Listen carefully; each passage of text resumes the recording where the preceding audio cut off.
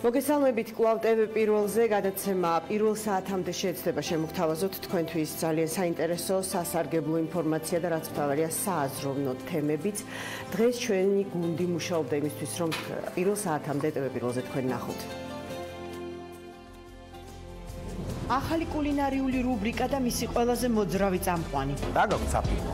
კვების ობიექტები, სადაც კონკრეტული საფირმო კერძის დასაგემოვნებლად დავდივართ. ჯაზია რა ტიკ-ტაკ.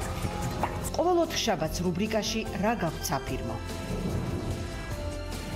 როგორ მოვიქცეთ, როდესაც მობილური და კომპიუტერული მოწყობილობა ჩვენი შვილების საუკეთესო და ზოგჯერ ერთადერთი მეგობარი ხდება. დიდი ძალისხმევა მჭირდება, რომ დავარწმუნო, რომ ახლა უნდა გათიშონ ტელეფონი. ერთად ვიპოვოთ პასუხები მშობლებისთვის ამ რთულ და აქტუალურ საკითხებზე. ვეცდებით, რომ ინტერნეტის სივრცე დარეგულდეს ისე, როგორც თუნდაც ევროკავშირის ქვეყნებშია.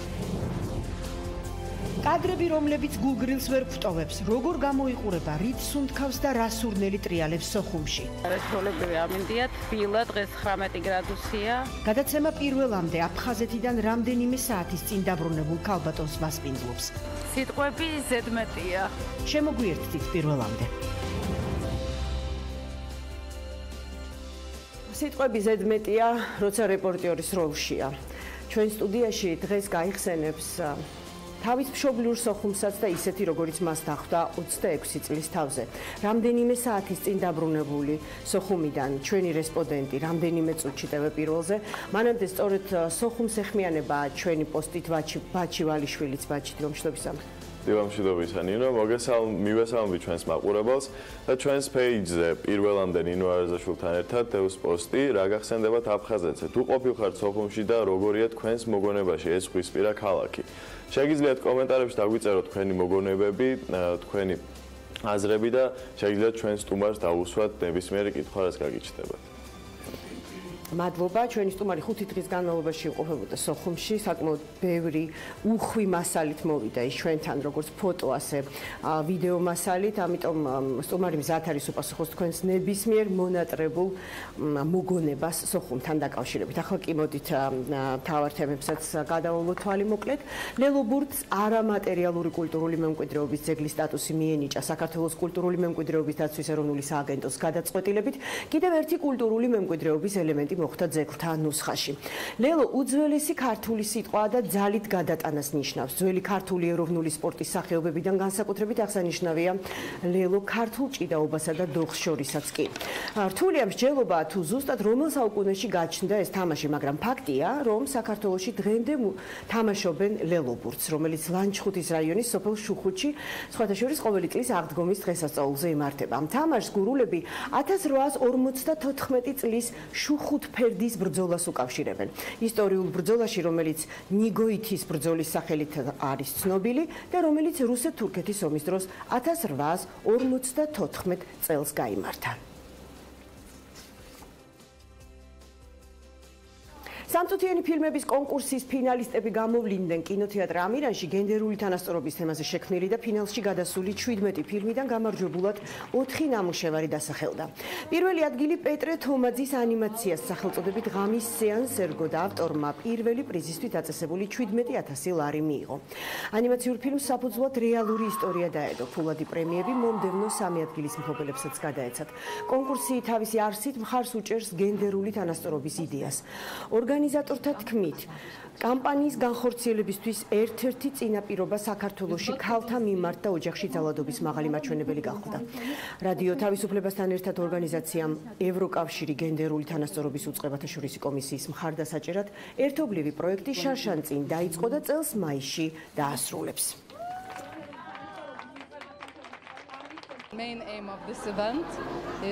ღონისძიების უმთავრესი მიზანი არის ის, რომ საზოგადოების ყურადღება გამახვილდეს გენდერულ საკითხებზე და სწორედ ამ თემატიკას უსვამს ხაზს ის მოკლემეტრაჟიანი ფილმები, რომელთა გადაღებაც კონკურსის ფარგლებში მოხდა. მთავარი თემა არის ძალადობა. მისი მსხვერპლები და მე მოხარული ვარ, რომ ამ შემთხვევაში წარმოვადგენ ევროკავშირს და მაქვს იმის საშუალება, რომ რეალური ცვლილება შევიტანო ყოველდღიურობაში. როცა კონკურსი გამოცხადდა, მივიღეთ როგორც გითხარით, სადღაც 77 ფილმი.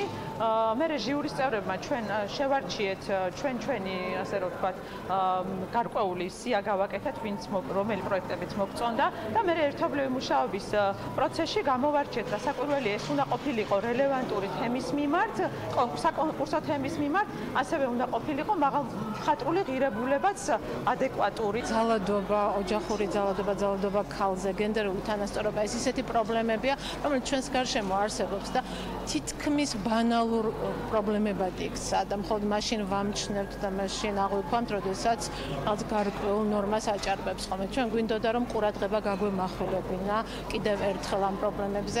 ჩემი ფილმის მთავარი სათქმელი არც ვისე შორს იყო მთავარი თემისგან, რომელიც იყო გამოცხადებული ამ კონკურსის ფარგლებში და ეს იყო ანიმაციური ფილმი და ძალიან მოხარული ვარ, რომ ეს ანიმაციური ფილმი მოეწონა საზოგადოებას.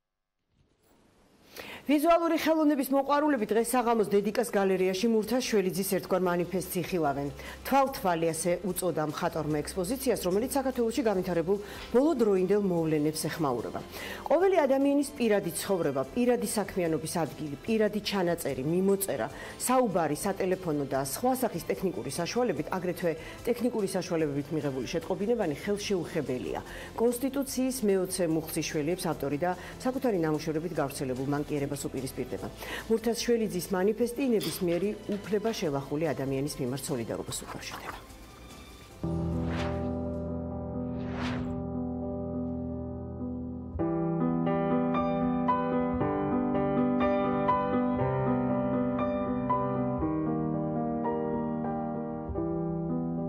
ადამიანებიც კი საერთოდ ის არის, რომ უთვალთვალებენ იმას ერთმანეთს რა. სავალდებულო არ არის ბინოკლით რო უთვალთვალე. თუმცა თავიდან ეს ბინოკლების თემატიკით დავიწყე და ნუმერე უკვე თვითონ ბინოკლის ლინზაში რა ირეკლებოდა, იმით დავინტერესდა. ამ გამოფენის კიდე და აზრიც ის არის, რომ არ შეშინდნენ რა ისეთი ვისაც კომპრომატებით იმაშვებიან რა აშენებენ ხატვარი თვითონ ასაჯაროვებს თავის ინტიმურ გარემოში შექმნილ ნამუშევრებს და ესე ვთქვათ სუსუყალა გამოფენა იმიტომ არის რა სანერვიულო და განსაცდელი მაგრამ ამას ჩვენ ნებაყოფლობით ვაკეთებთ რა. ადამიანური ცნობის მოყვარეობა უბრალოდ არ უნდა გადაიზარდოს კრიმინალში და არ უნდა იყოს სიბინძურის წყარო.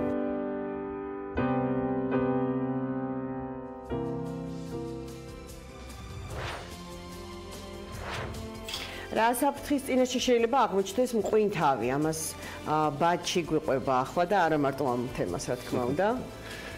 დიახ, სანამ ამ თემას დავიწყებ საუბარს, უცბად მინდა შეგახსენოთ, რომ Facebook-ზე გრძელდება ჩვენი #გამოწვევა, სათხარ პირველამდე. შეგიძლიათ გადაიღოთ ფოტოები, ვიდეოები ან დაწეროთ პოსტი იმის თაობაზე თუ რას აკეთებთ პირველ საათამდე და გამოგვიგზავნოთ ან თქვენს ვოლზე დადოთ #-ით სათხარ პირველამდე და ჩვენ აუცილებლად ვიპოვოთ. კარგით, ახლა საქმე. მაშასე სამხრეთ აფრიკის სანაპიროსთან ყოველ წელს არის დიდი მიგრაცია, სარდინების დიდი მიგრაცია ხდება, რის გამოც ვეშაპები, დელფინები და ზვიგენები იკრიბებიან, თოლიებიც მათ შორის და ერთი ამბავი ალიაქოთი ხდება.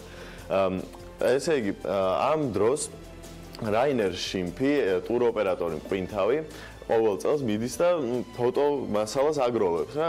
ყოველ წელს სხვადასხვა რაღაც ხდება, ყოველ წელს საინტერესოა და წელს მას არ გაუმართლა, რადგან პირველივე დღეს ესე ზვიგენებით შეშინებულმა, გაფაცისებით იყო რომ ზვიგენს არ შევეჭამეო, უცბად გადაყლაპა ვეშაპმა. ასეთი რაღაცეების ხდება. რაინერის თქმით დიახ, რაინერის თქმით. ანუ კიდე ლაპარაკობს მას. კი, გადარჩა, ეს ძალიან საინტერესო ამბავია. რაინერის თქმით, როცა ის სურათებს იღებდა უცბად თვალებში დაუბნელდა, მენჯზე რაღაცა დაწოლა იგრძნო და მაშინვე მიხვდა რა მოხდა.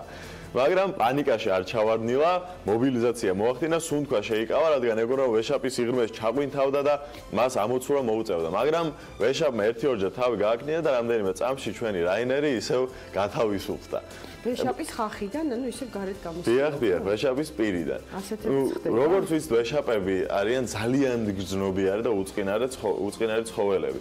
ანუ ეს ხშირად მოძდით ხოლმე დელფინებს ესე იჭერენ ხოლმე ვეშაპების შემთხვევით, რადგან პირს ვაღებენ ჭამის დროს, ნადირობის დროს, ისინი წინ ვერ ხედავენ რა ხდება და ჩვენი საწყალი ვეშაპი ესე ამოვარდა წყლიდან და პირში შერჩა ჩვენი ყვინთავი. მაგრამ მას დელფინი ეგონა გადმოაკურთხა. რომ დომოდა ადამიანის შეჭმა, ვეშაპებს არ აქვთ იმ ხელა ხორხი, რომ ადამიანი გადაყლაპონ. ასე რომ ყველა ვარიანტში ჩვენი ფოტოგრაფი უსაფრთხოდ იყო. და კიდევ ერთი ძალიან საინტერესო ამბავი მაქვს, რახან სამხრეთ აფრიკაზე ვაპარაკობთ, სამხრეთ აფრიკული რუხი თუთიყუშის ჯიში, ესე იგი ნაცრისფერი თუთიყუში, ყავდა ერთ ბრიტანელ მეპატრონეს, ამ ბრიტანელს გაექცა ეს თუთიყუში, ამ თუთიყუშის დაიწყო ლაპარაკი ბრიტანული აქცენტით, ხონდა უხაროდა მეპატრონეს და უცბად აღარ არის ჩვენი ნაიჯელი, ასე ერქვა ამ თუთიყუშს. გაიქცა და 4 წლის შემდეგ სასწაულით დაბრუნდა ჩვენი ნაიჯელი, ოღონდ ამჯერად ის ესპანურად ალაპარაკდა და ვიღაც ლერიზე ლაპარაკობდა მთელი დროის განმავლობაში. როგორც აღმოჩნდა, თუთიყუში იპოვეს ვიღაც ესპანელებმა და ერთ-ერთ მათგანს ალბათ ლერი ერქვა და ესე იმეორებს დღემდე ამ სახელს და მათ ნაიჯელის კისერში ჩამონტაჟებული ჩიპის დახმარებით შეძლეს დაბრუნება ამ თუთიყუშის თავის პატრონთან. დღეისთვის ამ ეტაპზე ეს იყო, რის გაზიარებას თქვენთვის მინდოდა. იაქტიურეთ Facebook-ზე, შემოგვიერთით გამოწვევაში, უკვე გვაქვს ძალიან ბევრი საინტერესო გამოხმაურება. ესპანური რო ისწავლა, ეგ იყო. პოლიგლოტი ის არის, ხო? პოლიგლოტი თუთიყუში, ბატონო. Facebook-ის რეპორტაჟების ხუმიდან. Როგორი დახვდა მშობლიური ქალაქი 26 წლიანი განშორების შემდეგ ფოტო და ვიდეო მასალები ჩვენ სტუდიაში სოხუმიდან რამდენიმე საათის წინ დაბრუნებულ ქართულ ექიმსველით.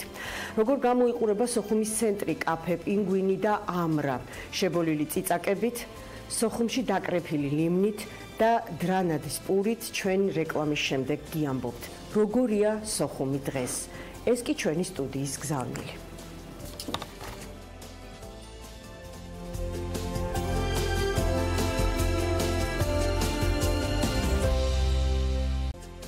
პირველზე ვაგრძელებთ 26 წელი მშობლიურ ქალაქს მხოლოდ სიზმრად ხედავდა, როგორი აფხაზეთია დახვდა ენგურსიქით. რა დააბარეს თბილისიდან და რას მიაგნო სოხუმში ექიმმა, რომელიც 5 დღიანი ვიზიტის დროს სოხუმში პროფესია სიცვლის და რეპორტიორობას იწყებს. წუხელსაღამოს სოხუმიდან დაბრუნებული ექიმი რეპროდუქტოლოგი მანანა მგალობლიშვილი ფოტო და ვიდეო მასალებით ხელში უკვე ჩვენი გადაცემის სტუდიის სტუმარია. მოგესალმებით ქალბატონ მანანა, დიდი მადლობა რომ მოხვედით საკმაოდ გრძელი ემოციური გზის და მგზავრობის შემდეგ. პირველ რიგში რა თქმა უნდა კითხოთ რა მოგვიტანეთ და რა ჩამოგვიტანეთ სოხუმიდან. სოხუმიდან ჩამოვიტანე ის, რაც ყველაზე მეტად მახსოვდა ჩემი ბავშვობიდან და ყველაზე მეტად გვიყვარდა. რაც იყო შესაძლებელი, ვიყავი ბაზარში, თითქმის ყოველ დღე დავდიოდი ბაზარში. და თქვენი ბავშვობის სურნელს ეძებდით და არომატებს. დიახ, შემიძლია გითხრათ, ეს არის წიწაკა, ცნობილი აფხაზური წიწაკა.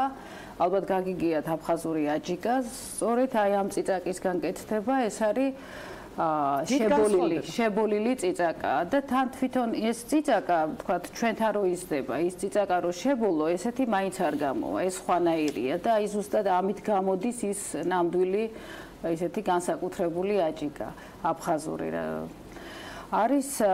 ეს არის კენჭების ზღვაზე, რომელიც აფხაზეთში, სოხუმის პლიაჟიდან და რა ვიცი, ახლა მინდა გითხრათ, დღეს დილიდან ვარიგებ თითოს. მე მეგონა რომ მე ერთმა ადამიანმა მთხოვა როცა მივდიოდი კენჭების ჩამოტანა, მაგრამ ესე გამოვიდა რომ ყველა მთხოვს ერთი ცალი მომეცი და ესე ვარიგებ და მე მგონი ეს კიდე გაგრძელდება რამდენიმე დღე. მეც გამოკვერთა ახლა პირდაპირ კენჭს სოხუმის პლაჟიდან. ეს რომელი პლაჟიდან არის? სამედიცინო პლაჟი? ეს არის სამედიცინო პლაჟი. ნახეთ თქვენი ჩანაწერი. როდესაც აკეთებდით იქ ყველგან სადაც დადიოდით, ყოველ ფეხის ნაბიჯზე თქვენი კამერა იყო ჩართული. მადლობა. იცით ძალიან ბევრს კი ვიღებდი, მაგრამ იცით იმდენი რაღაცა დამჭა კიდე რომ უნდა გადამეღო, მინდოდა გადამეღო, მაგრამ ჯერერთი ვერ მოვასწარი და თან იცით რა ადგილიც არ მეყო უკვე არც პლანშეტიც მქონდა წაღებული, მობილურიც, მე ის გადავიტანე, მე ვაგზავნიდი Facebook-ზე, რომ იქ შენახულიყო მესენჯერში და აი ესეთი ის მქონდა. დავიცი. ჯერ მივყვეთ ისე თქვენს გზავნილს და აი ეს არის მურაბები და თაფლია, ხო? დიახ, ეს არის ლეღვის მურაბა, რასაკვირველია აფხაზეთის ლეღვია და იმითაა ჩვენთანაც არის ლეღვი. იცით, იყიდება მაღაზიებში აკეთებენ, მაგრამ ეს ის ლეღვი არ არის. ის რაც აფხაზეთშია, აქ ესეთი ლეღვი არ არის. იქ სულ სხვა გემო აქვს, გაცილებით უფრო ტკბილია და ამიტომ ლეღვის მურაბა სოხუმში გაკეთებული არის განსაკუთრებულად გემრიელი. და არის თაფლი, იქაური, ასე ვთქვათ, ზუსტად რომელი მხრიდან არ ვიცი, ხო იყო წებელდის თაფლი არის, ოღონდ რაღაცა ხედავ. ეს თაფლი არის, რომელიც აი ესე მომეწონა იყიდებოდა, სხვადასხვა თხილებია შიგნით ამ თაფლში, არ ვიცი, ჯერ არ გამისინჯია ესეთი. ეხლა მე აქ ხო ვზივარ შებოლილი წიწაკის, აფხაზური წიწაკის სურნელებით გაბრუებული და აი ეს სოხუმში მოწყვეტილი ლიმონი. დიახ, ეს არის სოხუმში მოწყვეტილი ლიმონი. თან, რა ვიცი, ჩემთვის განსაკუთრებული, იმიტომ რომ ჯერთი რო სოხუმშია და ამავე დროს ეს არის მოწყვეტილი ესე იგი ჩემი დიდი ბაბუას ანდრია, რომელიც მე-19 საუკუნის ბოლოს ჩამოვიდა, ანდრია ჯოჯუა სოხუმში, იქ დასახლდა, იყიდა დიდი ლეჩკოპის მთა, ქვია, იციან ყველა ეს სოხუმელებმა. და იქ გააშენა ლიმონის თეთრი და შავი ბლის პლანტაციები და ეს გადიოდა თურქეთში მაშინ ჯერ კიდე როდის ესე იგი მე-19 საუკუნის ბოლოს ხოლო შემდეგ უკვე რევოლუციის დროს ნუ გასაგებია რომ ეს მიწები ესე დაყვეს და დაახლოებით 100 ოჯახი იქ დასახლდა და ეს ლიმონი არის შერჩენილი, დიახ, შერჩენილი, რასაკვირველია ეს პლანტაციები არ არის, მაგრამ იმ ეზოში, სადაც ბაბუას დაუტოვეს სახლი და სადაც ეხლა ცხოვრობს იქ ჩემი ნათესავი, ჩემი ბიცოლა, რომელიც ეს არის აფხაზია და უვლიან ამ ყველაფერს თავისთავად და იქ არის ეს ლიმონი და მე არ ვიცი მე დავდე Facebook-ზე თუ ნახა ალბათ ყველა მე პირველად ვნახე ლიმონი რომელიც ისხამს ამდენს თან როცა მოვდიოდი საკმაოდ ბევრი მოვკრიფე ძალიან ბევრი ერთი დიდი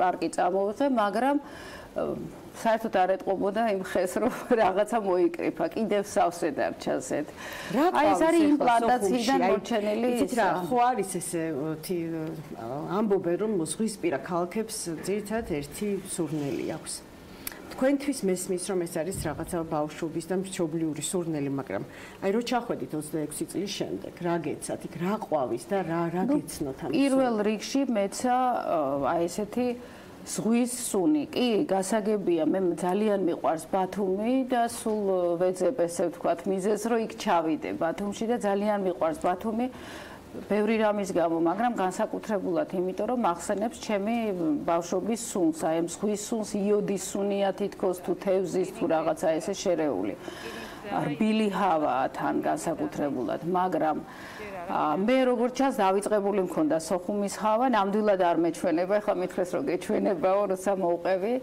როდესაც მე ჩავედი სოხუმში და ჩავისუნთქე ის ჰავა და ვგრძნობდი რა ის იყო აი სულ სხვა არა მსგავსი მაგრამ სხვანაირი სუნელი აბსოლუტურად მიმოზა ყვავის ეს სურათებიც დავდე მინდოდა სხვა შორის ხო ვამბობ ბევრი რამე დამავიწყდა თუ ვერ მოვახერხე ისა მიმოზის წამოღებაც მინდოდა უკვე ვეღარ შევძელი მიმოზა ყვავის ძალიან ლამაზი დიდი ხეებია უზარმაზარი და ეხლა ყვავის მიმოზა კი ეს სურათებიც დავდე ახსენეთ ეხლა ბათუმი 2019 წლის ბათუმს აქვს რამე საერთო 2019 წლის სოხუმთან იცით რა საერთო აქვს იმაში რომ აი ბუნება არის მსგავსი მაგრამ სოხუმის ბუნებას არ შეედრება სოხუმის ბუნება სხვა არის ესე იგი უზარმაზარი ევკალიპტები ქალაქშია ეს ეზოებში იმხელა პალმებია რომ რა ვიცი აი რაღაც ეთყობა დამავიწყდა კიდეც ბავშვობის მერე რომ გაოცებული ამ ყველაფერს უყურებდი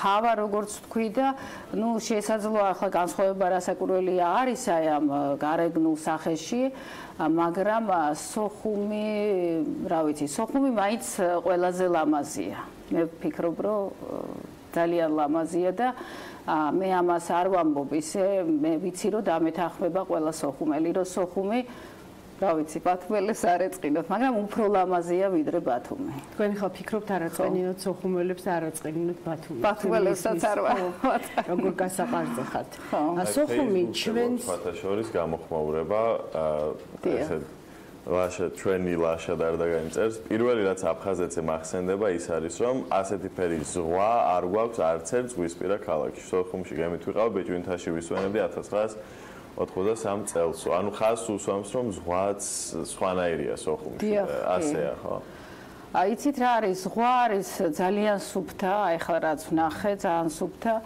ეხლა სხვანაირია როგორ იცით ძალიან ბევრი დრო გავიდა 26 წელი გავიდა მე რაც ბოლოს ჯერ ვიყავი სოხუმში და მე მახსოვს როდესაც მე აქეთ წამოვედი რასაკურველია ზღვაზე მინდოდა წასვლა წავედი ბათუმში ქობულეთში თუ სადაც იყო მაგრამ ყოველთვის რაღაცა არ ბანაობდი, არ შევდიოდი წყალში. რატო? იმიტომ რომ არ მომწონდა. რატო არ მომწონდა? მე თვითონ ვერ ხსნი. რა ვიცი, ხო, მე ჩემი სტანდარტი მქონდა, შეიძლება ესე ვთქვათ, რომ აი მაგალითად ზღვაში რო შედიხარ, სულ ესე დაბალი წყალი როა, ეს არ უნდა იყოს და თან უცბად სიღრმე როა, ესეც არ უნდა იყოს. ანუ მე მქონდა სტანდარტი სოხუმის და აი ისეთი რო არ იყო, ისეთ ზღვას ვერ აღვიქვამდი სხვა. ხალხო მანანა, თქვენ 17 წელი დაბადებიდან ცხოვრობდით სოხუმში. მე სწავლობდით რუსეთში, დაბრუნდით სოხუმში, სწორედ იმ წელს დაასრულეთ სწავლა და დაბრუნდით, როდესაც დაიწყო ეს რაღაც საომარი მოქმედებები და ვიცით რომ თქვენმა მამამ რომელიც გახლდათ აფხაზეთის მთავარი ფსიქიატრი თავისი შვილები გამოაგზავნა უკვე თბილისში. რა მამას ვიცით რომ დახრიტეს და ცდილობდნენ დახმარებოდნენ, მაგრამ ვერ მიუსწრეს. თქვენ იყავით მამის საფლავზე? იცით რა არის, მამის საფლავი, ახლა მამის გარდაცვალების დაღუპვის ამბავს მოკლედ მოგიყვებით, რომ მამას ყავდა ძალიან დიდ პატივსცემდნენ მთელ აფხაზეთში და ალბათ არ არსებობს ადამიანი და ვიცით ყველა ვინც აფხაზეთიდანაა რომ მამაჩემს არ იცოდნენ, მაგრამ მას ყავდა ძალიან ბევრი მეგობარი აფხაზი, მათ შორის ქართველი და როდესაც ის დაიღუპა სულ რაღაც 2 დღეში თუ 3 დღეში ჩვენ მერე გავიგეთ ეს მისი მეგობრები აფხაზი მივიდნენ მამაჩემთან, როგორც კი სოხუმში შევიდნენ, მამაჩემთან მივიდნენ სახლში, რომ თქვეს რომ რამე არ დაუშავონ ამ კაცო, იმიტომ რომ მამაჩემი იყო ექიმი, ის არ იბრძოდა, ნუ უკვე ასაკოვანიც იყო, მაგ დროს იყო 74 წლის და მაგრამ ვერ მიუსწრეს და უკვე იყო დაღუპული. აი ეს მე მგონი ეს კითხვა თქვენ კი და არა მე ვიცი რომ 26 წელი როდესაც ვერ მიდიხარ შენი მშობლების საფლავზე ხო ხო მამაჩემის ვიცი რომ იყავით მაგრამ თქვენ აი რაღაცა გაგეხსნათ საოცარი ინსტინქტი რომ ეს საფლავები გადაგეღოთ იმიტომ რომ დებდით ვიდეოებს თქვენს Facebook-ზე სადაც იყო სრულიად თქვენთვის შესაძლოა უცხო მაგრამ ქართული საფლავები და რა გამოხმაურება მოყვა ამ ვიდეოებს ვიცი რომ კომენტარები იყო ძალიან ბევრი, შეუძლებელი იყო ხემის სრულად წაკითხვა ჩემთვის ერთ ღამეში. დედაჩემი საფლავი არის სოხუმში. ეგრეთ წოდებული მაჭარგაში, იციან ყველა მიქაურებმა, მამაჩემი რომელიც იქ დაიღუპა, ჩვენ ერთ წელიწადში გადმოვასვენეთ, იქაც ძალიან დიდი პატივი გვცეს ისევ აფხაზებმა და იმიტომ რომ დაასაფლავეს.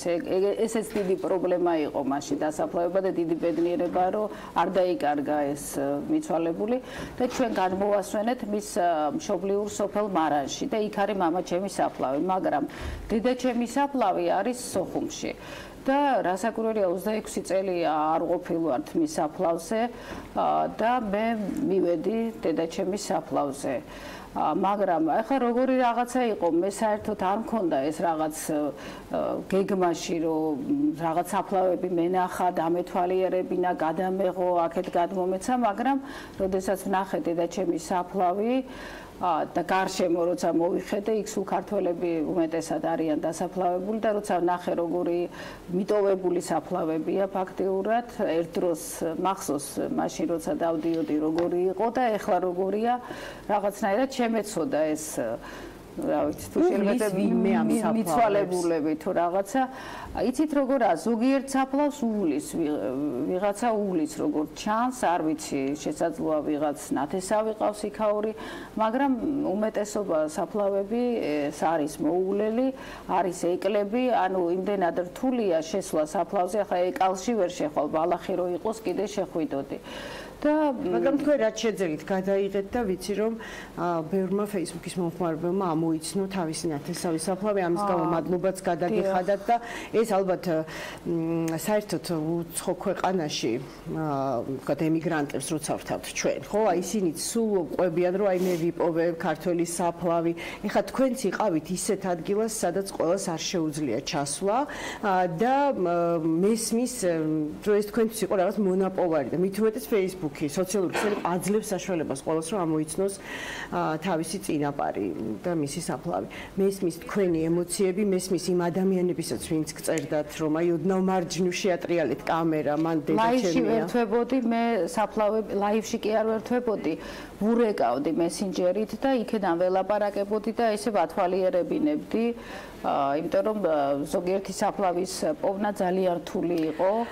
მაგრამ ვიპოვე რამდენიმე საფლავი ძალიან ესეთ მდგომარეობაში და იქ უკვე ჩემმა ბიძაშვილმა ჩემმა იქ ვთხოვე თვითონ იქაურებს და ისინი გაასუფთავებენ. იცით რა, მოდით მოგვიყვებით როგორია სოხუმის ცენტრი. ახლა თქვენ ერთი ვიდეო რომელიც დადეთ და ახლა გვაქვს საშუალება მივადევნოთ ამ კადრებს თვალი, ეს არის საღამოს გადაღებული გვიან სოხუმის ცენტრი. თუ არ მეშლება ეს მშვიდობის გამზირია.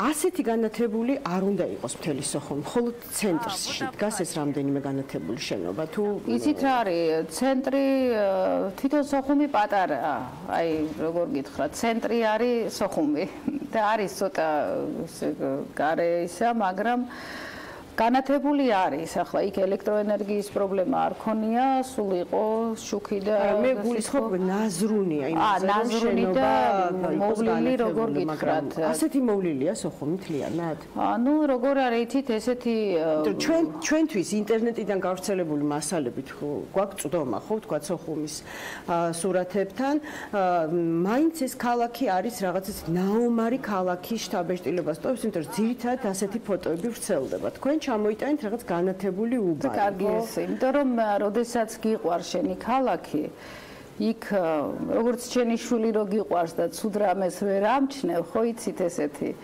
აი ალბათ ესეთი შეგრძნება იყო, რომ მე ვამჩნევდი ამ ყველაფერ ლამაზ და კარგს და აი ბავშვობასთან დაკავშირებულს და ვიღებდი აი ამ კარგ რაღაცებს. კი, ახლა არის დასაკვირველია ომის ის ესე ვთქვათ კვალი სოხუმში ნამდვილად, რაც ძალიან იცით რა, მაგათი მათი შეხედვაც არ მინდოდა და ცენტრში დგას ისევ შენობა, საათიანი შენობა. დიახ, საათიანი შენობა. პირველ სართულზე ისევ არის ის ძველი სოხუმის აფთიაქი. კი არის ეს აფთიაქი, ყველა მიცის ესეც აფხაზეთში და სოხუმელმა აი ეს აფთიაქი ნომერ პირველი აფთიაქი იყო ყოველთვის, ხო, ადრე ნომერებით იყო აფთიაქები და არა ეხლა როგორც კომპანიები.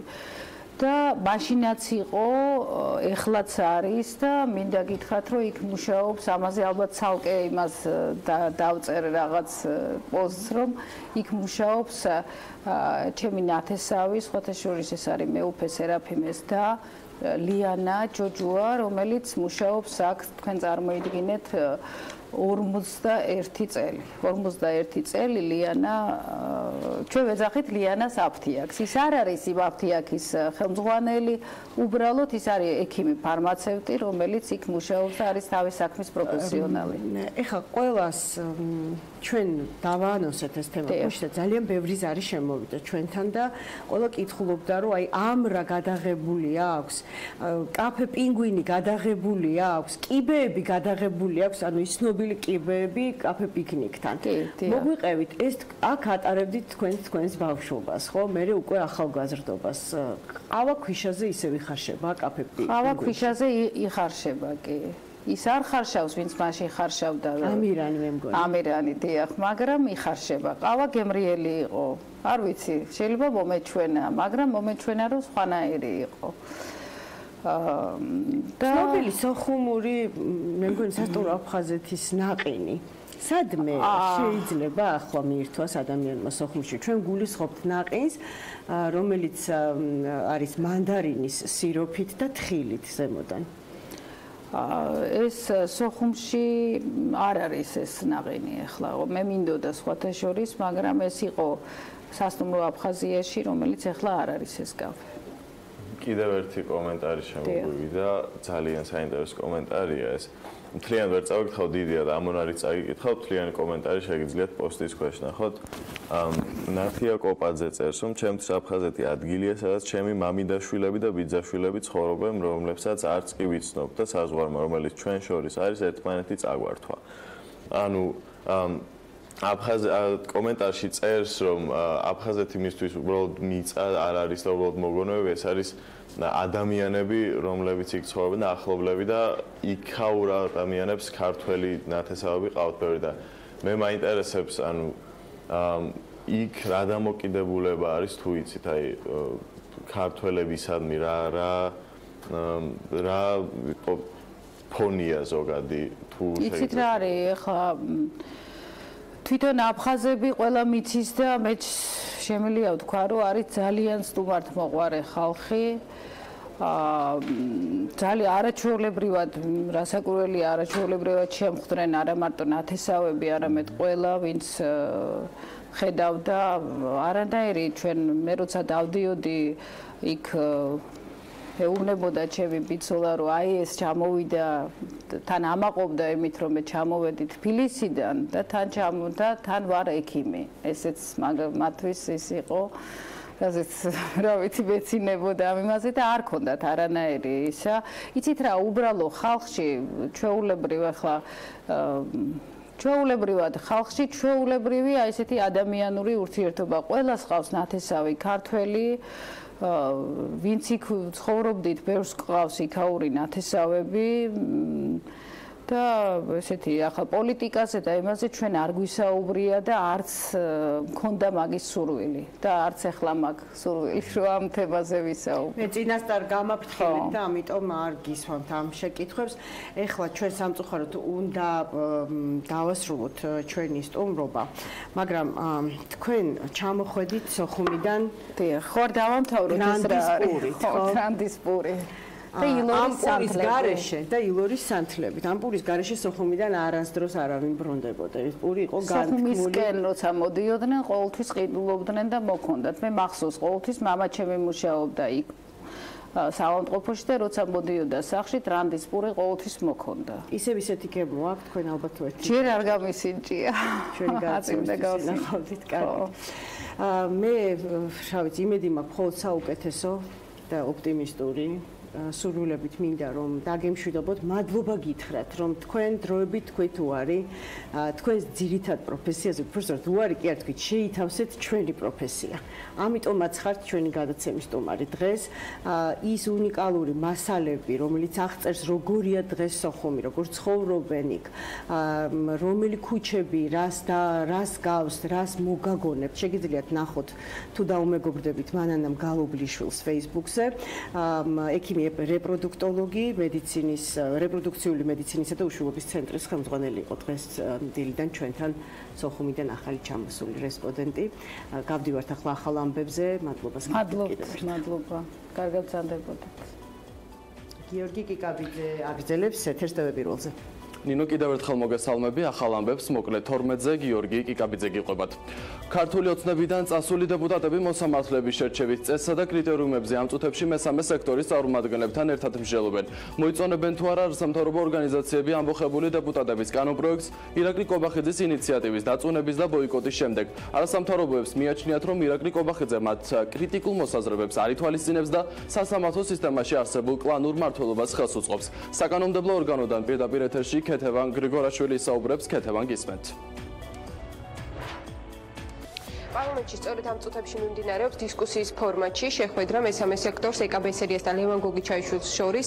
NGO-ები ამბობენ, რომ მნიშვნელოვანია განიხილონ ის კანონპროექტები, რომელიც წარმოდგენილი არის უზენაესი სასამართლოს მოსამართლეების შერჩევის საკითხთან დაკავშირებით. მესამე სექტორი ამბობს, რომ არანაირ ცვლილებას პირველ რიგში მნიშვნელობა არ აქვს იმ შემთხვევაში, თუ არ დატოვებენ დაკავებულ თანამდებობებს იუსტიციის უმაღლესი საბჭოს ის წევრები, რომლებმაც მხარი დაუჭირეს მოსამართლეთა 10 კაციან სიას და ასევე სასამართლოს სისტემიდან არ გათავისუფლებიან მურზიძე ჩინჩალა კლანის წევრები. ლევან გოგიჩაიშვილი კი ამბობს, რომ მათ გაითვალისწინეს ძალიან ბევრი რეკომენდაცია, რომელიც მიიღეს მესამე სექტორის წარმომადგენლებისგან, ამიტომ იმედი აქვთ, რომ NGO-ები მხარს სწორედ მათ კანონპროექტს დაუჭერენ.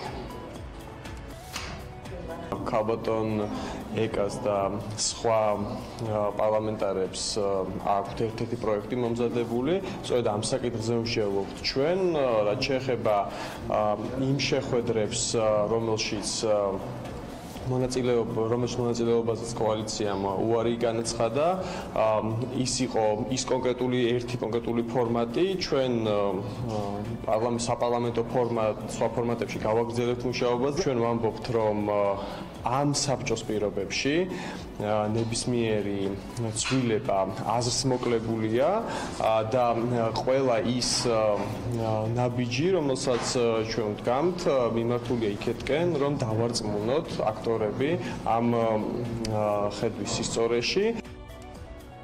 ბოლოში ჩვენთვის თავარი არის წარდგენილი და ნომინირებული ინიცირებული კანონპროექტები, რამდენად აზღვევს, რომ მოსამართლეთა გავლენიანმა ჯგუფმა არ მოახერხოს ხელში ჩაიგდოს უზენაესი სასამართლო, ისე როგორც მან ეს გააკეთა პირველ-მეორე ინსტანციასთან მიმართებით. ხედავთ, რომ პარლამენტის თავმჯდომარის ხელმძღვანელობით მომზადებულ კანონპროექტს აქვს რამდენიმე ფუნდამენტური პრობლემა, რომელიც ამ მთავარი მიზნის მიღწევას ვერ უზრუნველყოფს და ჩვენ ხედავთ, რომ ჯერ კიდევ მთავარი ძალაუფლება შენარჩუნებული აქვს მოსამართლეთა იმ ჯგუფს, რომელმაც თავისი მიზნის მიღწევა ჯერ კიდევ გასული წლის დეკემბერში სცადა. რაც შეეხება სხვა კანონპროექტებს, მაგალითად ეკაბესელიას ხელმძღვანელობით მომზადებულ კანონპროექტს, აქ არის ძალიან ბევრი საკითხი, რომელიც იმეორებს კოალიციის მიერ შეთავაზებულ წინადადებებს. რა თქმა უნდა, არის საკითხები, რომელზეც სწორედ დღეს ჩვენ დამატებით გვინდა ვიმსჯელოთ და ვნახოთ, არის თუ არა პოზიციების დაახლოების შესაძლებლობა.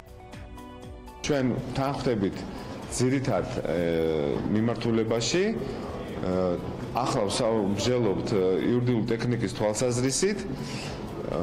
მე არ მიყვარს ხოლმე სხვის მაგივრად საუბარი, მაგრამ ყველაზე მთავარ პრინციპზე ვთანხმდებით, რომ უზენაესი სასამართლო უნდა იყოს დაცული მათი გავლენისაგან, იუსტიციის საბჭოს გავლენისაგან. შესაბამისად, ამის ირგვლივ ჩვენ ბევრ რამეზე შევთანხმდებით. შეხვედრის დასრულების შემდეგ უფრო მეტი დეტალი გახდება ცნობილი, თუ რა საერთო პოზიციაზე შეჯერდებიან მესამე სექტორის წარმომადგენლები და ეკაბესერიას თანამოაზრეები. ფაქტია, რომ NGO-ები მხარს არ უჭერენ იმ კანონპროექტს, რომელიც წარმოადგინა პარლამენტის თავმჯდომარემ და მათ დატოვეს ასევე ის სამუშაო ჯგუფი, რომელშიც სწორედ ამ საკითხთან დაკავშირებით მიმდინარეობდა დისკუსია. ველოდებით უკვე შეხვედრის დასრულებას და უფრო მეტი დეტალი ამის შემდეგ გახდება ცნობილი. პარლამენტიდან პირდაპირ ეთერში ქეთევან გრიგორაშვილი საუბრობდა. საქართველოს ბიზნეს ასოციაცია TBC ბანკის ირგვლივ განვითარებულ მოვლენებთან დაკავშირებით განცხადებას ავრცელებს. ასოციაცია აცხადებს, რომ საჭიროების გაჩენის შემთხვევაში მზად არის დაიცვას TBC-ს როგორც ასოციაციის წევრის ობიექტური და სამართლიანი ინტერესები. განცხადებაში ნათქვამია, რომ როგორც კი ასოციაციისთვის ცნობილი გახდა TBC-სა და მისი დამფუძნებლების გარშემო არსებული ვითარების შესახებ, საქართველოს ბიზნეს ასოციაციამ გამართა შეხვედრა, სადაც მიიწვიეს TBC ბანკის დამფუძნებლები მამუკა ხაზარაძე და ბადრი ჯაფარიძე. განცხადებაში ვკითხულობთ, ჩვენი მთავარი ამოცანა იყო დაგვეცვა ჩვენი წევრი კომპანიის TBC ბანკის ინტერესები, ასევე ბიზნეს ასოციაციამ მზადყოფნა გამოთქვა, რომ საჭიროების შემთხვევაში შუამავლის როლი ეთამაშა TBC ბანკსა და ეროვნულ ბანკს შორის.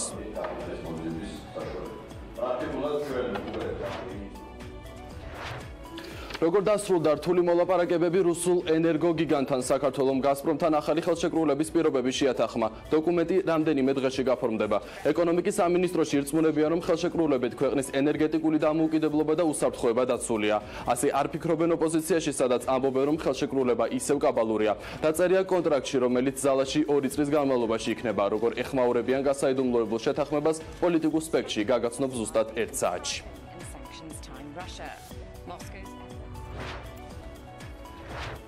ამ დრომდე უცნობია რა გახდა ირაკლი კვარაცხელიას გარდაცვალების მიზეზი. დე-ფაქტო ხელისუფლება ამტკიცებს, რომ 29 წლის ახალგაზრდამ თავი მოიკლა. გავრცელებული ინფორმაციით ირაკლი კვარაცხელიას საოკუპაციო რეჟიმის წარმომადგენლებმა დააკავეს, შემდეგ კი სამხედრო ბაზაზე გადაიყვანეს. ოკუპირებულ ტერიტორიაზე ახალგაზრდის გარდაცვალება იქნება ერთ-ერთი მთავარი საკითხი, რომელზეც სოხუმში დღეს დაგეგმილ შეხვედრებზე ჟენევის საერთაშორისო დისკუსიის თანათავმჯდომარეები ისაუბრებენ. მომხდარ ფაქტზე რამდენიმე წუთი წინ განცხადება საგარეო საქმეთა მინისტრმა გააკეთა.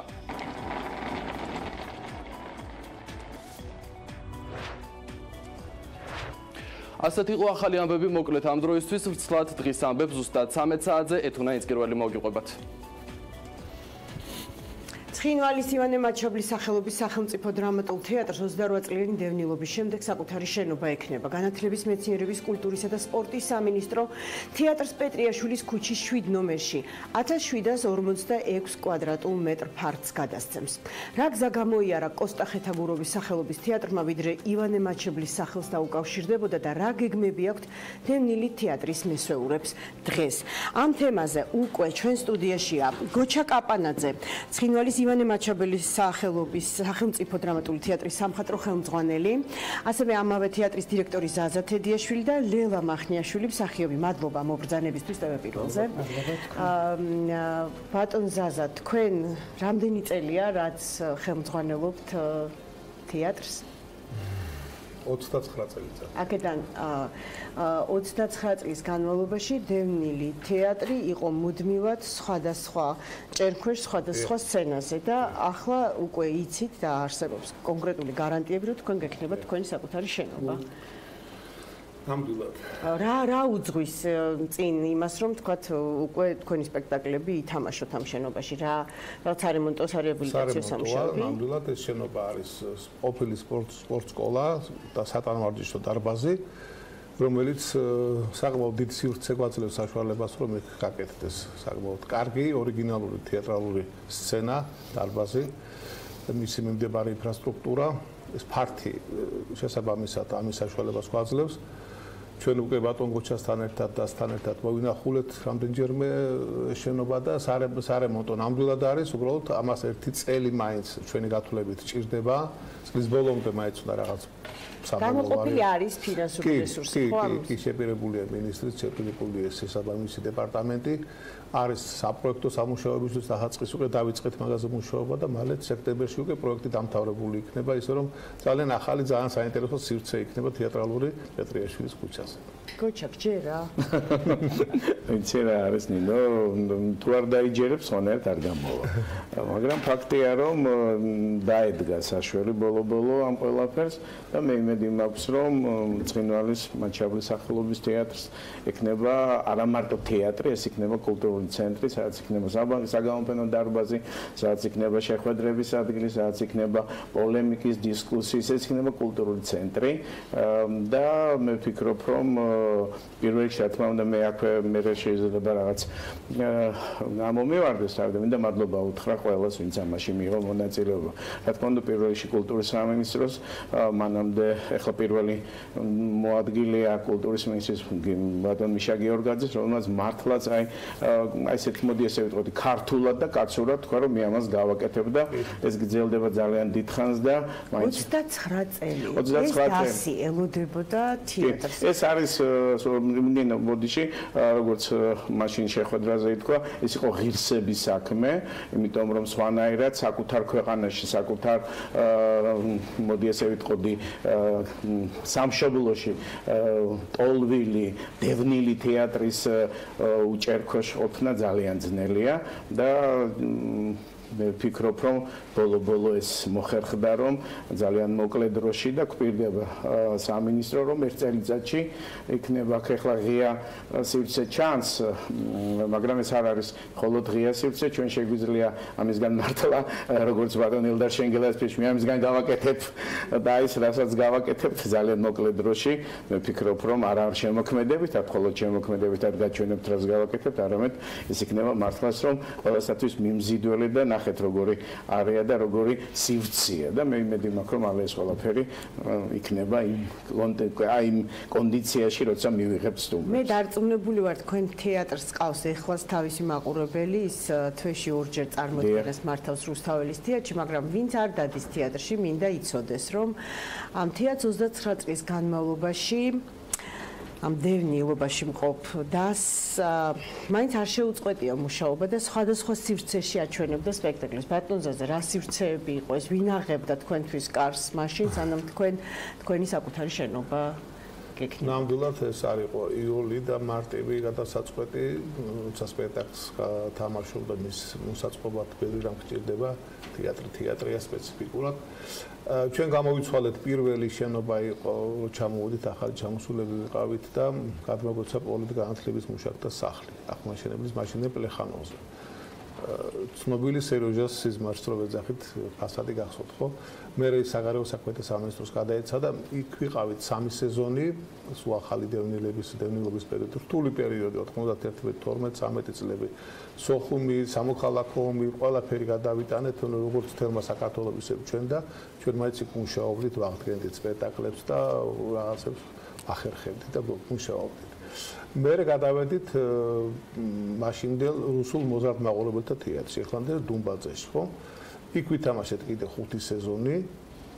იმ შენობაში მაინც როგორ არის და ის ხვის შეკედლებული პატარა ისედაც პატარა შენობა, ისედაც მცირე საშუალებები ჰქონდა მაშინაც და ეხლა კი გაზრდილია სხვანაირად მოსჩემოქმედებითად და მაშინაც იყო მუშაობა ჩვენ გვიჭირდა ყოველთვის ამ დევნილობაში ყოფნის პროცესში რომ როდის შევალთ სცენაზე, როდის იქნება რეპეტიცია, განათება, ასე შემდეგ, ეს სულ ჰქონდა ეს პრობლემა. იმის მერე კიდე მოგვიწია გადასვლა ისევ აღმაშენებლის გამზირზე რკინიგზათა კულტურის ცენტრში, იქ უკვე გავატარეთ 12 სეზონი. და მე რუსთაველის და მე უკვე ქუჩაში აღმოჩნდით, ხო?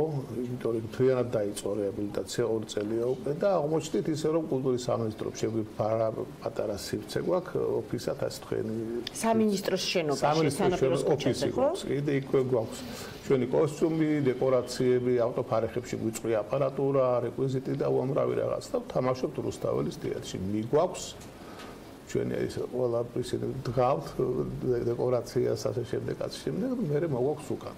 აი ესეთ რეჟიმში ვართ. ბატონ ლელა, თქვენ თამაშობდით ამ დასში ცხინვალში მოღვაწეობის დროსაც და დღესაც ამ დასის წამყვან რიგებში დგახართ. გაქვთ ურთიერთობა ძველ კოლეგებთან თეატრიდან, რომელიც 91 წელს გაიყო ამ ისტორიას, ახლა გავიხსენებთ ჩვენ. ეცით დავიწყებ იქიდან, რა თქმა უნდა, თქვენს კითხვას უპასუხებ, მაგრამ მე მინდა ვისარგებლო თქვენი ეთერით და აი დავიწყო იმით, რომ აი როგორ თქვენ წეღაბზანეთ და მაგან მომცა ეს რეპლიკათ მივიღე, რომ გჯერათ თუ არა. შეიძლება ბატონ გოჩას და ბატონ ზაზას უფრო ჯერა, იმიტომ რომ ყოველ დღე ალბათ მოხჩა უხრელად რო იტყვიან. რაღაცა ნერვების სისხლის ფასად მიაღწიეს იმას, რასაც მიაღწიეს და ალბათ ამას ეტაპობრივად გრძნობდე, რომ რაღაცა კარგისკენ მივდივართ, მაგრამ ჩვენ დას მსახიობებს ნაკლებად გვჯერა, იმიტომ რომ ჩვენ არ შეუწუხებელი ვართ მსახიობები ამით. არც ერთი დღე არ ჩავერთეთ ჩვენ ამ უხალეს პროცესში და მოგვეცა ლანგარზე, მსახიობებს მოგვეცა ლანგარზე, აიას ძალიან დიდი შრომა და ძალიან დიდი ღვაწლი, იმიტომ რომ თუ ასე ადვილი იყო გადმოცემა, მაშინ 29 წელი არ ვიქნებოდით ასე სხვადასხვა შენობებში შეკედლებული. და მინდა ვისარგებლო შემთხვევით და კიდევ ერთხელ ჩვენი დასის სახელით მადლიერება გამოგიხადოთ ბატონო ზაზა, ბატონო გოჩა, მე ვიცი რა გაიარეს, წარმომიდგენია და თქვენს გჯერათ რას გაივლიდან იქამდე სანამ აი ამ შედეგამდე მივიდოდით. ბატონო ზაზა, შეიძლება რომ გავიხსენოთ 91 წელი, რატომ წამოვიდა თქვენი თეატრის ნაწილი თბილისში, ეს საკმაოდ დიდი ნაწილი, მაგრამ წამოვიდა თბილისში. ვერ შეთანხმდით მხოლოდ იმაზე, რომ თეატრი ვისი სახელობის უნდა ყოფილიყო, კოსტა ხეთაგუროვის თუ ივანე მაჩაბლის? შეთანხმებას არც ყოფილა მაგაზე ლაპარაკი შეთანხმებაზე, აქ იყო 99 წელი, გავიხსენოთ, 9 აპრილის შემდგომ რა მოვლენებიც დაიწყო, ხო? სცენარი, რა სცენარითაც მუშაობდა ჩვენი მეზობელი სახელმწიფო, განხორციელდა, ხო, რეალურად. ცხინვალით დაიწყო, მე აფხაზეთით გადავიდა, გამოჩნდნენ არასაფორმალური ორგანიზაციები, ადამიანთა ხასი ტარდებოდა მიტინგები, რომ ქართველებმა უნდა ასე ვთქვათ, ნელ-ნელა დაიწყო შევიწროება, ქართული სიტყვის შევიწროება, იყო ძალიან ბევრი პროვოკაცია და ყველაზე დიდი რაც, ყველაზე ცუდი უბრალოდ რაც მაშინ მოხდა უკვე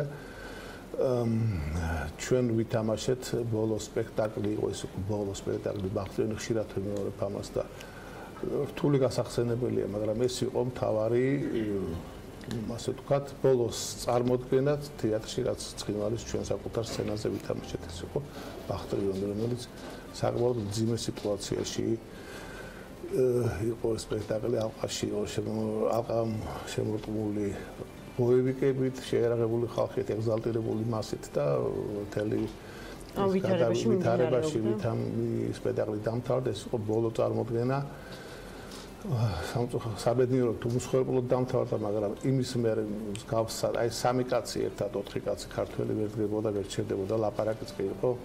საშიში ისეთი მდგომარეობა იყო და იძულებული შეიქმნა 91 წელს უკვე რომ დაიწყო საომარი მოქმედებები თეატრი, მაშინ წამოვიდა იანვრიდან დაიწყო ეს დინება და სადღაც ერთ თვეში ფაქტურად ყველა აღმოჩნდით, ვინც 80% დასის აღმოჩნდა თბილისში. გოჩა, ძალიან მოკლედ მე მინდა ვინც ახლა გვიყურებს, იცოდეს როდის გაქვთ სპექტაკლი და როდის შეიძლება მოვიდნენ და ცით რა არის პირველ რიგში დიდი მადლობა რომ მოგვიწვია, იმიტომ რომ ძალიან მოკლედ ვიტყვი, ჩვენ თეატრს ამ წლების განმავლობაში არ შეუწყვეტია, რამოდენიმე სამხატვრო ხელმძღვანელი გამოიცვალა თეატრმა, ყველა მათგანს მოწიწებით უხრითავს, იმიტომ რომ აი საბრძოლო ხაზზე დგა ხარ და მოდი ესე ვიტყოდი, არც ჩვენთან განს ყველა სამხატვრო ხელმძღვანელს ჰქონდა სხვა შემოთავაზებებიც და იმიტომ არა რომ ახლა გმირები ვარ ჩვენ ვიცოდით სად უნდა ყოფილიყავი და რომელ დასამ უნდა გვემუშავა. ვიტყოდი ახლა გეტყვი რაც შემეკითხე რუსთაველის თეატრში გამოვდივართ, თვეში ორჯერ ვთამაშობთ, მე მინდა კიდევ ერთხელ რუსთაველის თეატრს ვთქვა მადლობა, რატო რობერტ სტურას, რომელსაც ერთი წუთითაც არ უთქვამს რომ არა, მიგვიღო, შეგვიფარა, როგორც ადრე 10 წელი იყო შეფარებული ამ თეატრში სოხუმის თეატრი და კოსტენდე გამსახურდია სახელობის და ჩვენ გამოდივართ ყოველ დღე ამ ყოველ თვეში ორჯერ ვთამაშობთ, იმიტომ რომ თეატრს თავისი გეგმა აქვს, რუსთაველის თეატრს, ჩვენი გეგმა გვაქვს უკვე და მე მოკლედ დროში მე ვფიქრობ, რომ ერთი სეზონის განმავლობაში კიდევ რუსთაველის თეატრში ვიქნებით, ამისთვის კიდევ ერთხელ მინდა მადლობა ვთქვა ყველას, ვინც გვეხმარება და რა თქმა უნდა, ერთი წლის შემდეგ უკვე ჩვენ განახლებული ჩვენი რეპერტუარი, რომელიც რეპერტუარს დაახლოებით 15 სპექტაკლამდე გვაქვს და ბოლო პერიოდში ქონდა ძალიან წარმატებული სპექტაკლები, გასტროლები ქონდა თურქეთში, გერმანიაში და ახლა კიდევ აპირებთ რამდენიმე ქვეყანაში გასვლას და მე იმედი და რა თქმა უნდა ჩვენ არ დავივიწყებთ საზღვრისპირა ტერიტორიებს, ჩვენ ტერიტორიებს, ჩვენს ქართულ მოსახლეობას და ძირითად მოსახლეობას, ძირითად მაყურებელს, რომელიც ამ ჩვენი თეატრის მაყურებელია და მოკლედ დროში ჩვენ ახალ შენობაში, ახალ თეატრში, ახალ მისამართზე მივიღებთ მათ ეს არის კიდევ ერთხელ მინდა ხმამაღლა თქვა, ეს არის პეტრიაშვილის 7 ცხინვალის ივანე მაჩაბლის სახელობის თეატრი, სულ მოკლედ დროში მიგიღებთ და მოგეთერებათ. როგორი სიამაყით ცხადებით ახლა ამას და როგორი ემოცია? კი, იმიტომ რომ იცი რა არის, ლელამ თქვა, მაგრამ მე მართლა არ მინდა ეს დაუკარგო ადამიანებს, იმიტომ ძალიან ბევრი ადამიანი გვეხმარებოდა, ძალიან წინააღმდეგობები იყო, იმიტომ რომ მოგეხსენებათ ტერიტორია ძალიან მომხიბვლელია, ძალიან პრესტიჟულია, ბაკისა და ვერის გულშია პირდაპირ ეს და ბევრი დაინტერესებული უწყებები იყვნენ ალბათ, მაგრამ მთავრობამ გადაწყვიტა, რომ ეს უკვე დრო იყო, რომ ცხინვალის თეატრს ქონოდა თავის ადგილი და ეს პოლიტიკური ნებაც იყო, ადამიანური დგომაც იყო ჩვენს მიმართ და მე მგონი აი ამ წლების განმავლობაში, რაც თეატრმა გააკეთა ის ახალგაზრდებიც ძველგაზრდების საშუალო თავი, რომელიც ამ თეატრში მუშაობს და თავისთავად ეს იყო კიდევ ერთხელ ვიტყოდი, მე მგონი ძალიან სწორი ნაბიჯი და ადრე თუ გვიან ეს უნდა გაკეთებულიყო, რომ საკუთარ ქვეყანაში ესეთი თეატრი 153 წლის თეატრია. ერთ-ერთი უძველესი თეატრია, 3-4 თეატრია ამ ხნის ისტორიით, რომ ჭერქვეშ ესე იგი შენობის გარეშე არ ყოფილა. დიდი მადლობა რომ მოხვდით ჩემთან. მე თქვენთან ერთად სიამოვნებით გავიზიარე ეს სიხარული. ვფიქრობ რომ 29 წელი ჩვენ მაინც დანაშაულის გრძნობას ვატარებდით, იმიტომ რომ თქვენ არ გქონდათ თქვენი შენობა. მე პირადად როგორც რიგითი მოქალაქე ამ გრძნობას ვატარებდი. წელში გამართულები მინდა პირველი დღეს შეგვეხმიანე და პირველი დღეს დაგთანხმდით, იმიტომ რომ მე უზარმაზარი სიტყვა და სიყვარული მაქვს შენს მიმართ და საერთოდ მინდა რომ მადლობა გითხრათ. კიდე ყველას უთხრა მადლობა, იმიტომ რომ უამრავი ქვეყნიდან მოდის გამოხმაურებები, ნინო, გვილოცავენ და ყველანაირად წერე რომ გვერდში გიდგა. მთელი გულით, ხო? დიდი მადლობა და იმედი დაგვიდგებით კიდე გვერდში. სიამოვნებით. ჩვენი გადაცემა ახალ რუბრიკას იწყებს, ოღონდ ეს უკვე რეკლამის შემდეგ. დარჩით პირველზე.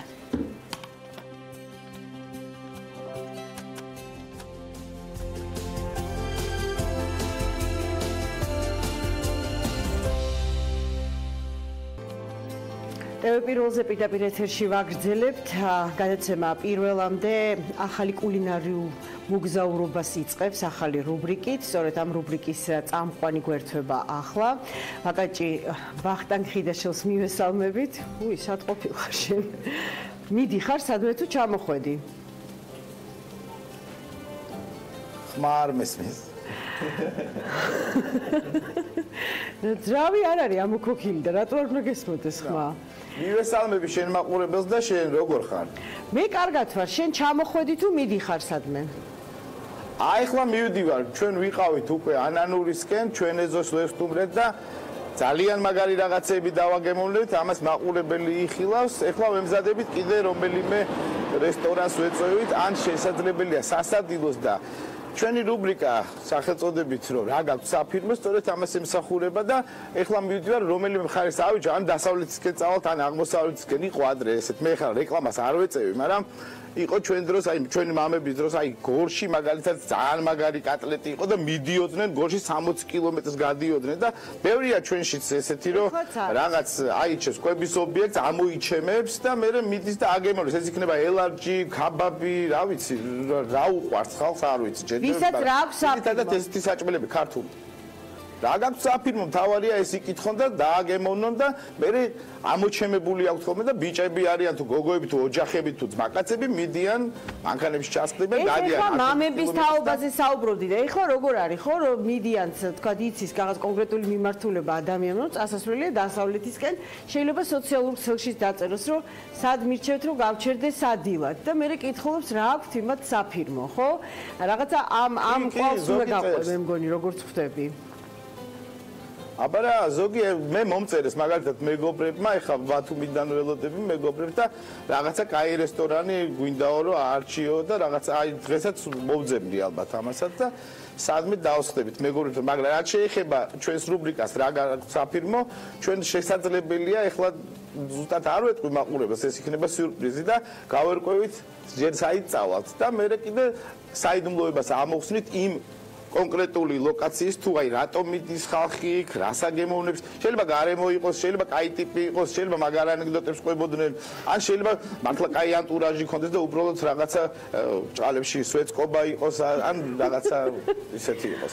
კარგი, ვნახოთ, რატომ ისჩევენ ქართველები ამა თუ იმ ყვების ობიექტებს ვარკვევთ ჩვენს რუბრიკაში 4 შაბათობით. მე ხლა კეთილმგზავრობას გისურვებ. ისე კი მაყურებელს ვეთყვი რომ რამდენიმე დღის შენ უკვე იმოგზაურე იმისთვის რომ ჩვენთვის პირველი ვიდეო წარმოგედგინა და სწორედ ახლა მოდით გავარკვიოთ სად იციან ყველაზე გემრიელი და რა აქვს საფირმო. მე გემშვიდობებით ზუსტად 1 კვირით და წავედი ნინა, კოცნით. წარმატებები. ეხლა კი გვაქვს საშუალება ვნახოთ პირველი სიუჟეტი ვახტანგ ხიდაშელისა, რომელიც არკვევს რა აქვს საფირმო. კეთილმგზავრობა. აგრძელებს საუბარს.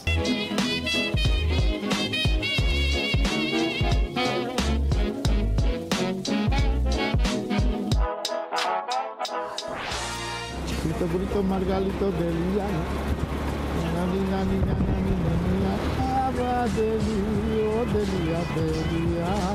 ძალიან მალე მივათ რესტორანში ჩვენი ეზო. როგორი გემრიელი რაღაცები მელოდება, აი ჭკუაზე არ ვარ.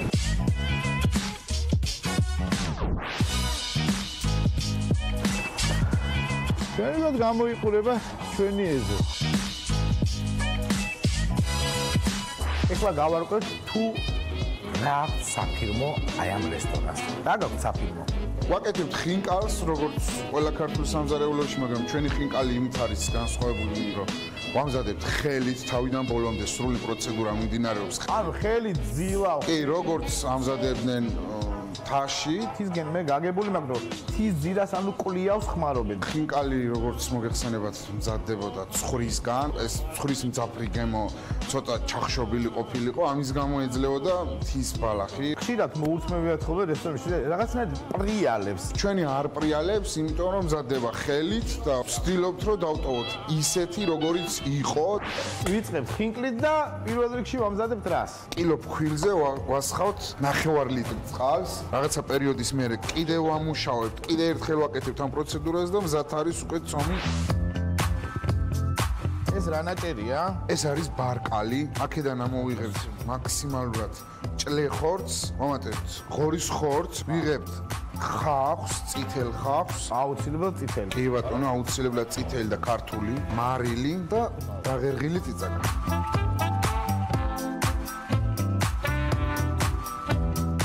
პატარა და საყვარელი, ჩემნაირი გამოვიდა ხინკალი. რო ამოდის უკვე ხინკალი მზად არის? ხინკალი რო ამოდის წყლიდან, კიდე აგრძელებს ხარშვას შიგნით. ვაუ, რა სილამაზეა და ზაფხულში ეს რა იქნება, რა უზარმაზარი ეზოა. ეხლა დავიწყოთ ჩვენ ქაბაბის მომზადება. დავიდა ქაბაბის მომზადება. გვაქვს თათმის, გვაქვს ცხვრის, გვაქვს შერეული, გვაქვს საქონლის და გვაქვს ყველიანი ქაბაბი, რომელიც არის ყველაზე პოპულარულია. ქაბაბს ვაძლევთ აუცილებლად ისევ წითელ ხავს, ძირი ქინძის, იმიტომ რომ უფრო ეფექტური გემოა. ეს უნდა გაიყინოს თუ გაცივდეს? შეიყინოს. ჭადივით გავამყენებ. ვიღებთ ბადეკონს, ეს ჩვენი ქაბაბი, რომელიც წეგან გავაკეთეთ. ჯაზია რა ტიკ-ტიკ. გჭირდება ამისთვის სულგუნი.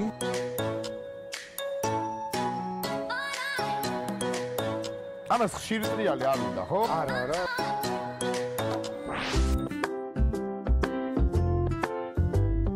ეს არის ჩვენი მარანი. თავისი ქვევრებით, საწნახელი. აუცილებლად ამაგრადებს შეხედე რა. ეს რომ მოინდომოს კლიენტმა, ვინმე გაუხსნი? რა თქმა უნდა. ხო შეიძლება დავკარტოჭკდე. ერთად შეგვიძლია დავკარტოჭკდე. აი, ერთი გადაგვიღეთ. რა გაქვს საფირმო, რო გეკითხებათ, თქვენ ბევრი გაქვს ჩამონათვალი. გვაქვს კალმახი, აზიურად აზიაში სტუმრობის დროს გავსინჯეთ და მოგვეწონათ. თევზი აზიურად, ანუ ცისარტყელისებრი ორაგული. მაიონეზს ჩვენ თვითონ ვამზადებთ. ანუ სახში დამზადებული, ოჯახურია. ღუმელი მზად გვაქვს. ავედით ღუმელისკენ. აბა ნახოთ. ეს რამდენი წუთი უნდა ველოდოთ? მაქსიმუმ 15 წუთში.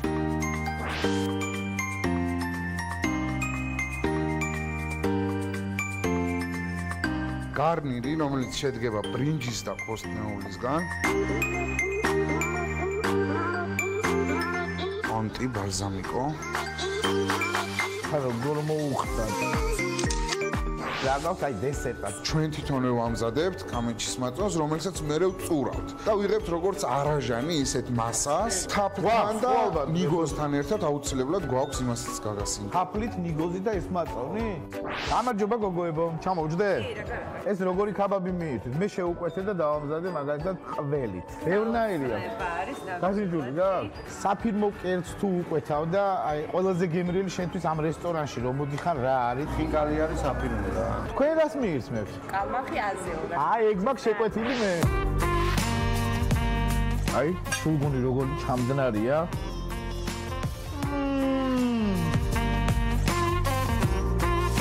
ხინკლების ხინკალია.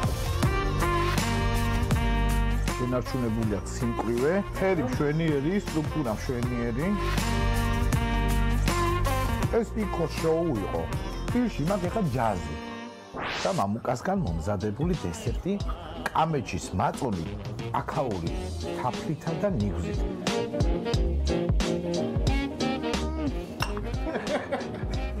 ვიჭირო საგმე თუ მოხდებით ხვების ობიექტზე, აუცილებლად შევძანდით და დასვით კითხვა. რა გაქვთ საფიქრო?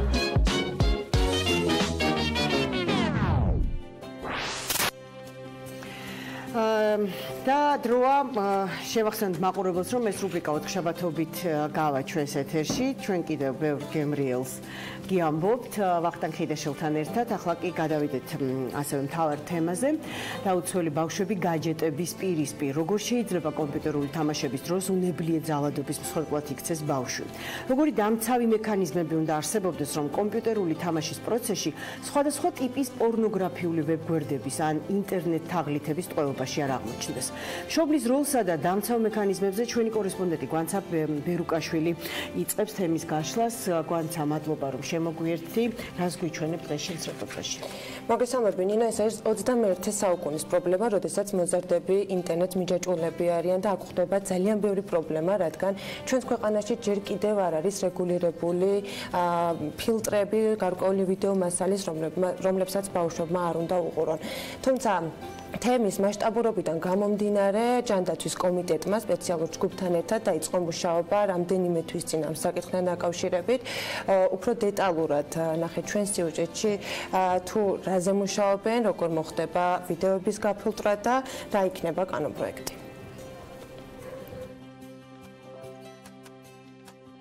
დედი მომეც სიხა ტელეფონი და წამოდით საჭმელი ვჭამოთ. მომეც ტელეფონი დედი, გეხვეწები, მომეც ტელეფონი. უთანხმოება მცირეწლოვან შვილებთან ირმას ძირითადად ინტერნეტთან მიჯაჭვულობის გამო აქვს. ბავშვებს ალტერნატიულ გასართობებს ხშირად სთავაზობს, თუმცა უშედეგოდ. მულტფილმი ტელევიზორში და ტელეფონში მუდმივად ჩართულია. ირმა ამბობს, რომ მისი შვილები არასასურველი ინფორმაციის მიღებისგან დაცულები არ არიან, რადგან ინტერნეტით სარგებლობა თავადაც შეუძლიათ. ძალიან ცოტა საშუალებაა, მე ფიქრობ, რომ ეს გავაკონტროლო, იმიტომ როდესაც ბავშვი დამოუკიდებლად უყურებს, ყოველთვის მე ვერ მივაქცე ყურადღებას, რას უყურებს. ყოფილა შემთხვევა, როდესაც თქვა შევსწრები ვარ და აბსოლუტურად არა ბავშვისთვის სათანადო ინფორმაციას და კადრებს უყურებს. ბავშვები და მოზარდები ვირტუალურ სამყაროს ობიექტურ რეალობად აღიქვამენ. სპეციალისტების კვლევებით დასტურდება, რომ ვირტუალურ სამყაროში ისინი სხვადასხვა როლების მორგებით რეალობისგან გაქცევას ცდილობენ. სისასტიკით სავსე ვიდეო რგოლები, პორნოგრაფიული მასალა, თვითდაზიანების პროპაგანდა და ასე შემდეგ. ინტერნეტის მოხმარება ბავშვებისთვის ყოველ დღე უფრო და უფრო საშიში ხდება. ეს ვიდეო არასამთავრობო ორგანიზაცია მწვანე ინტერნეტს ეკუთვნის. რამდენიმე თვეა სამთავრობო ჯგუფთან ერთად ბავშვებისთვის უსაფრთხო ინტერნეტის შექმნის კანონპროექტზე მუშაობს. დაცვის მექანიზმებზე მუშაობის პარალელურად და ვიდეოების ფილტრების გარდა პროექტის ფარგლებში სკოლებში სმარტფონების აკრძალვაც იგეგმება. თქვენი შვილი არასდროს არის მარტო. ერთად გადავარჩინოთ ჩვენი შვილები. ტექნიკურად იქნება ფილტრები, რომელიც დაეხმარება მშობელსაც და დაეხმარება თქო უნდა მუზერცაც. მოხდება დარეგულირება +18 კონტენტის, რაც გულისხმობს იმას, რომ მოზარდებმა, ესე რომ ვთქვათ, მარტივად არ გაიარონ რეგისტრაცია. მსგავსი ტიპის რეგულაციები ასე თუ ისე შეგვიძლია ვთქვათ, რომ ხელს შეუწყობს, მაგრამ მთლიანად რა თქმა უნდა პრობლემას არ აღმოფხრის. ფსიქოლოგები თემის მასშტაბურობასა და შესაძლო მწვავე შედეგებზე საუბრობენ. ზაზა ვარდიაშვილის პაციენტები ხშირად არიან ბავშვები, რომლებიც ინტერნეტში ნანახი არასასურველი კადრების გამო ფსიქოლოგიურ სტრესს განიცდიან. არასასურველმა ინფორმაციამ შეიძლება იქონიოს საკმაოდ მწვავე გავლენა ზოგადად განვითარებაზე. ძალადობის კადრები ძალიან მწვავედ მოქმედებს ბავშვის ფსიქოემოციურ სისტემაზე. ბავშვთა უფლებები და მათთვის კანონით დაუშვებელი საფრთხის შემცველი ინფორმაცია ინტერნეტ სივრცეში მალე კანონით დარეგულირდება. მანამდე კი მშობლებმა თავად უნდა იზრუნონ არასრულწლოვნების ინტერნეტ უსაფრთხოებაზე. რეპორტაჟის ავტორი გვანცა ბერუკაშვილი ჩვენ სტუდიაში რჩება უგონთ ამჯერად როგორც კორესპონდენტის და როგორც მშობლის როლში და ამპლუაში. მადლობა გვანცა. ასევე შემოგვიერთდა სტუმრად ელენე ჯაფარიძე, ფსიქოლოგი, რომელიც გახლავთ სოციალურ მეცნიერებათა ცენტრის თანამშრომელი და კერძო პრაქტიკოსი ფსიქოლოგი. მადლობა რომ ჩვენთან ერთად ხართ. ჩვენ ეხლა ნახეთ რეპორტაჟი და ზოგადად ამ თემაზე ფიქრიც კი მშობლებს გვაშინებს, ხო? როდესაც ჩვენ აღმოჩნდებით პირისპირ იმ ერთი შეხედვით, მხოლოდ ერთი შეხედვით იმ მდგომარეობაში, როდესაც ბავშვი თამაშობს, არ ვიცი ამ დროს მშობელი საერთოდ როგორ არის მშვიდად, იმიტომ რომ მე დიდად არ მიყვარს, როდესაც ბავშვი თამაშობს და სულ ვცდილობ რომ გადავრთო სხვა რაღაცაზე. ამაზე ცალკე პრობლემები აქვს, ალბათ არა მარტო მე როგორც მშობელს, არამედ ბევრ ოჯახს და არ ვართ არანაირად დაცული, რა შეიძლება აღმოჩნდეს ამ დროს გაჯეთში ბავშვის თვალწინ. თქვენ გყავთ შვილი? მე მყავს 3 შვილი. მაგრამ აქედან მხოლოდ 2 მოიხმარს ელექტროგაჯეტებს, იმიტომ რომ პატარა ძალიან პატარაა ამისთვის, მაგრამ თქვენ ახსენეთ, რომ მშობელი შეიძლება აღმოჩნდეს საფრთხის წინაშე და იწყებს ნერვიულობას და სამწუხარო რეალობა არის ის, რომ როდესაც კონკრეტული საფრთხე არის უკვე მშობლის წინ, მაშინ იწყებს მშობელი ნერვიულობას. ანუ ძირითადად კომპიუტერთან, ელექტროგაჯეტთან ურთიერთობა აღიქმება ისე, რომ ბავშვს სჭირდება, ბავშვს სჭირდება თავისუფალი დრო და მშობელიც როგორ სევდიანადაც არ უნდა ჟღერდეს და ცოტა უსამართლოდაც კი ამ დროს ახერხებს რომ დაისვენოს, როდესაც ბავშვი ცალკეა კომპიუტერთან. როგორც კი იწყება, თქვათ, რაღაცა ცვლილება ბავშვის ქცევაში, ბავშვის ფსიქოემოციურ მდგომარეობაში, იცვლება მისი ყოველდღიური რუტინა, მერე იწყება განგაშის ზარის შემორტყმა, რომელიც სამწუხაროდ არის ხოლმე ცოტა დაგვიანებული რეაქცია. მე არ ვიცახი იმას, რომ ეს არის გვიანი, მაინც ვიმედოვნებ, რომ გვიანი არასდროს არ არის, მაგრამ სამწუხაროდ დაგვიანებული რეაქცია, იმიტომ რომ კონტროლი მშობლის მხრიდან, ახლა ჩვენ მოვისმინეთ სიუჟეტში, აი ეს ფილტრები, ხო? სანამ არ არსებობს ფილტრები, სანამ არ არსებობს გარკვეული ბარიერები და ძალიან მარტივია ნებისმიერი ასაკის ბავშვისთვის, რომ მიიღოს ნებისმიერი ვირტუალური კონტენტი და ეს კონტენტი უმეტესწილად არის ხოლმე თქვა იწყებს თამაშს და თუ ნანახი გაქვთ რა ერთ აპლიკაციაში შედიხარ და შემდგომ რეკლამის სახით გთავაზობს ძალიან ბევრ აპლიკაციას, სადაც ძალიან ბევრი ძალადობრივი კონტენტია. ანუ არის რაღაცა მობანა, არის ვიღაცა ზომბების განადგურება და რა ასაკის ბავშვს უჭირავს ტელეფონი, ამაზე არ ხდება, ხო?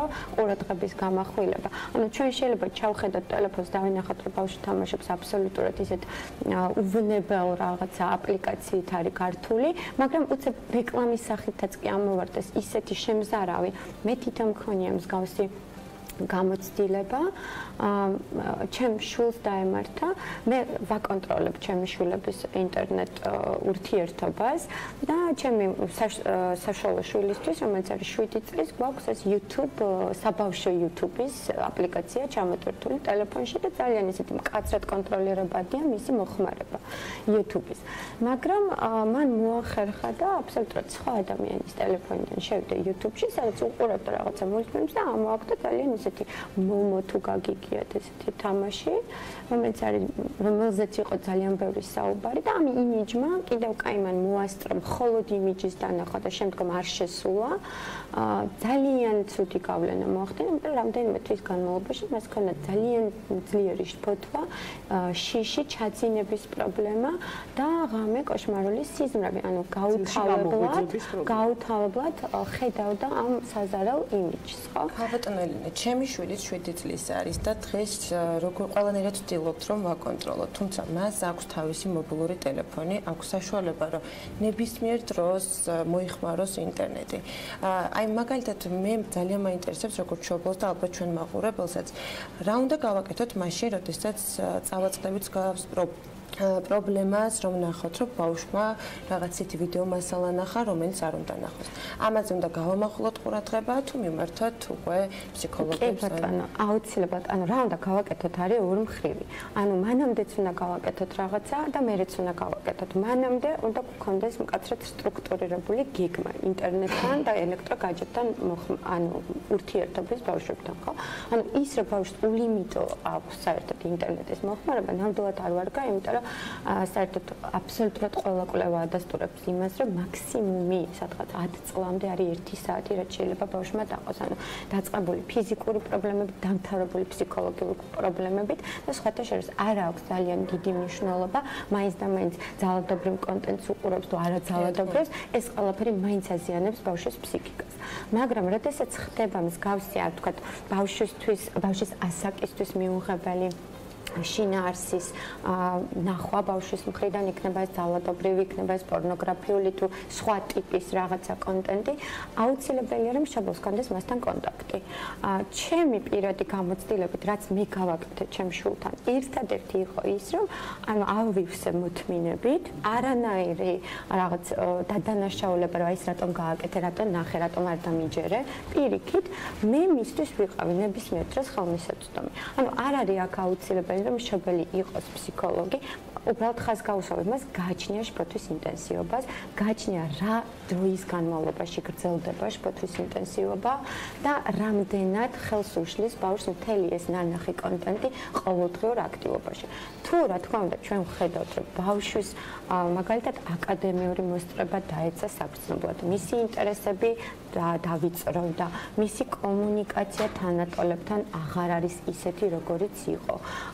მისი გეოგრაფიული არეალი, ანუ მაგალითად ეშინია გარეთ გასვლა, ეშინია იმ აქტივობებში ჩართულობა, რომელშიც მანამდე იყო ხალისით ჩართული და მთლიანობაში მისი ემოციური მდგომარეობა არის უფრო ნეგატივისკენ წასული, ვიდრე პოზიტიური ან სტაბილური მანამდე როგორიც იყო, ხო?